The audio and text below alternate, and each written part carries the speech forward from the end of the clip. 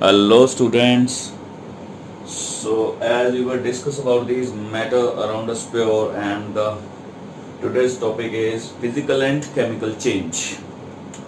Say to distinguish between physical and chemical change is quite easy. अगर नए product की formation हो रही है means some new products are forming then it will be always considered to be as chemical change. If no new product will form, then it will be considered to be as physical change.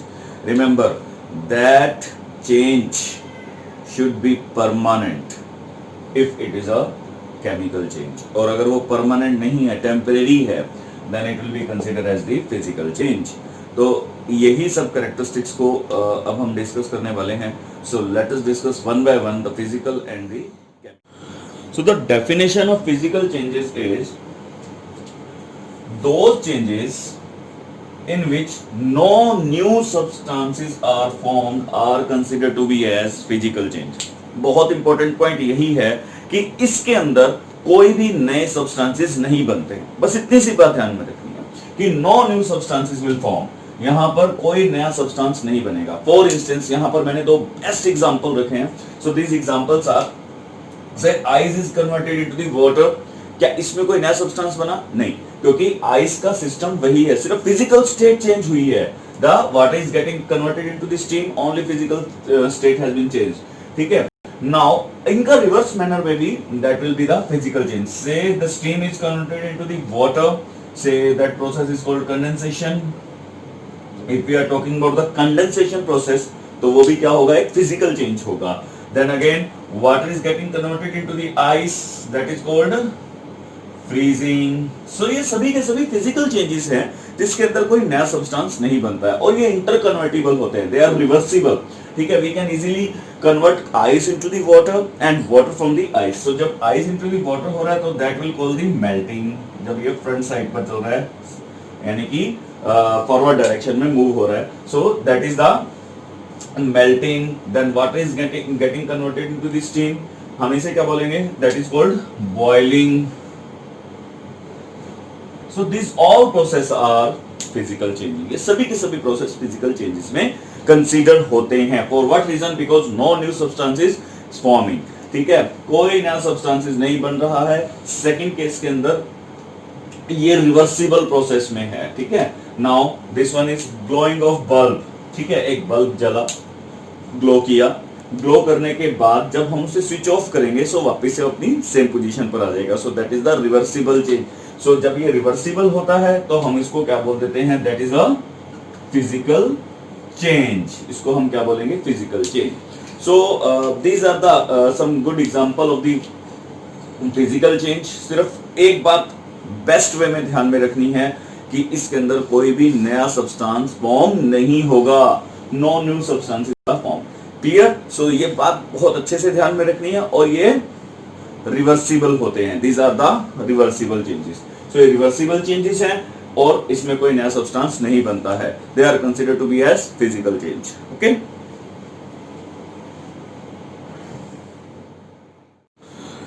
And about the chemical changes, so those changes, एक छोटा सा यहाँ पर आप changes देखेंगे वो आप समझ ही सकते हैं कि कहां पर चेंजेस होगा. वहां पर फिजिकल चेंज की यदि हमने बात की थी तो there no new substances were formed. Clear? So यहां पर क्या होगा? New substances will form like this. Those changes in which new substances are formed are considered to be as chemical changes. ठीक है. इनको क्या कहेंगे? केमिकल चेंज कहेंगे. सो जितनी भी केमिकल रिएक्शंस हो रही हैं they are considered to be as chemical changes, क्योंकि उसके पीछे दो रीजन है. फर्स्ट ऑफ ऑल वो चेंजेस हमेशा क्या होते हैं? This changes are always permanent changes. वो चेंजेस हमेशा क्या रहेंगे? परमानेंट रहेंगे. And second one is irreversible होंगे. सेकंड वन क्या रहेगा? वो इरिवर्सिबल. ठीक है. रिवर्सिबल, इरिवर्सिबल चेंजेस रहेंगे. They will not, these changes can not be reversed. मतलब वो वापस से फिर से अपनी एग्जिस्टिंग पोजीशन पर नहीं आ सकते. Like this rusting of iron. से आपके हाउस घरों के अंदर छतों पर कुछ एक ऐसी आयरन के आर्टिकल्स रहते हैं जो बारिश के दिनों में खास तौर पे रस्ट हो जाते हैं, यानी कि वो उस पर अगर हम बात करें तो जंग लग जाती है। So that is called the rusting of iron. Rusting of iron एक केमिकल प्रोसेस है in which iron is getting rusted like in the presence of oxygen and water. So this is called damp air. इस air को हम बोलते हैं damp air which contain traces of water molecules, जिसके अंदर traces of water molecule होता है, जिसको हम ह्यूमिडिटी बोल देते हैं, ठीक है। That is converted into the Fe2O3 dot, जितना भी वाटर मॉलिक्यूल यहाँ पर इसके साथ अटैच होगा वो वहां पर अटैच हो जाएगा, that is XH2O। So this is called rust, इसको हम रस्ट बोलते हैं। So in this process we can't reconvert into the iron, oxygen and water. ये एक बार बन गया तो हम इसे वापस से रिकन्वर्ट नहीं कर सकते। Usually rusting is called eating up of the metal. यहाँ पर आयरन जो है वो एकदम खत्म हो जाएगा, ईटिंग अप हो जाएगा, ठीक है। The next is burning of magnesium. Burning of magnesium एक एक्सपेरिमेंट हम लैब के अंदर भी परफॉर्म करते हैं। Like magnesium when burn in the presence of oxygen it will converted into the magnesium oxide, ठीक है। मैग्नीशियम ऑक्साइड के अंदर ये कन्वर्ट हो जाता है। So that is the chemical change. ये कौन सा चेंज है? केमिकल चेंज है।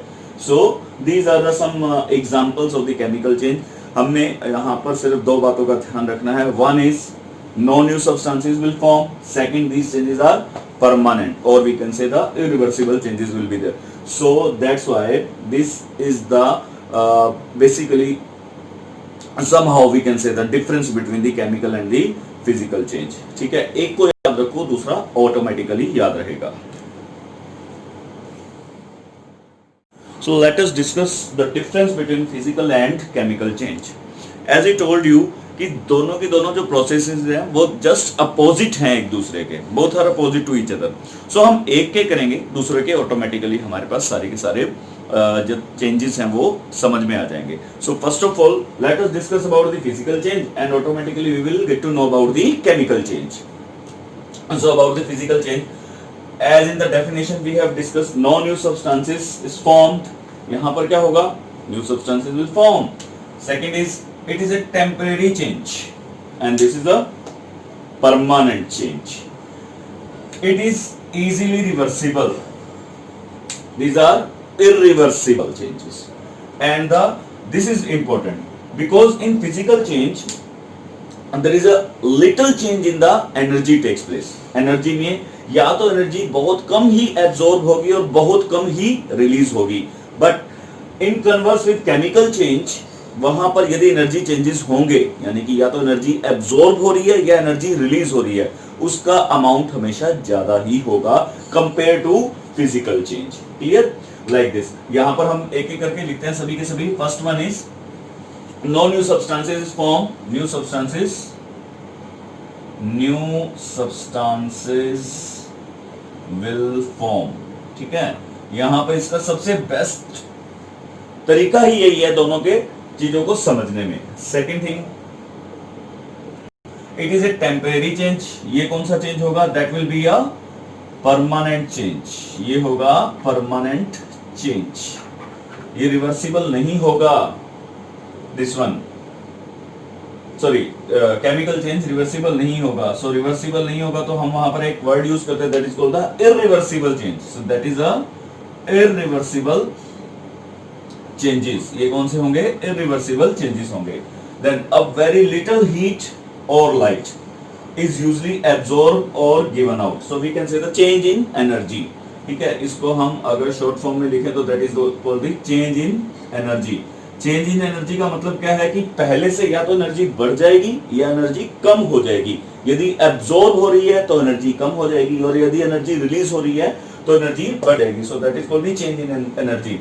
सो हियर यहां पर बहुत कम हीट यूज हो रही है तो यहां पर लार्ज अमाउंट ऑफ हीट, और we can say light, usually absorb और given out. Same, usually absorb और given out in a chemical change, ठीक है। तो ये हमारे पास 4 इंपॉर्टेंट पॉइंट्स हैं जो हमने मोस्टली डेफिनेशन में भी कवर किए हैं और यही इसका डिफरेंस भी क्रिएट कर रहे हैं। सो यदि हमें डेफिनेशन और सम एग्जांपल्स अच्छे से पता है तो हम इसको बहुत अच्छे से लिख सकते हैं। For fifth point you can use the example, जैसे कि यहाँ पर हमने कुछ प्रोसेसेस की बात की थी like condensation, freezing, melting, so वो यहाँ पर आ जाएंगी। एंड यहाँ पर हम rusting of iron is the best example of this chemical changes का जो हम अपने आसपास ऑब्जर्व कर सकते हैं। Clear about it? So that is the whole about the chemical and physical change.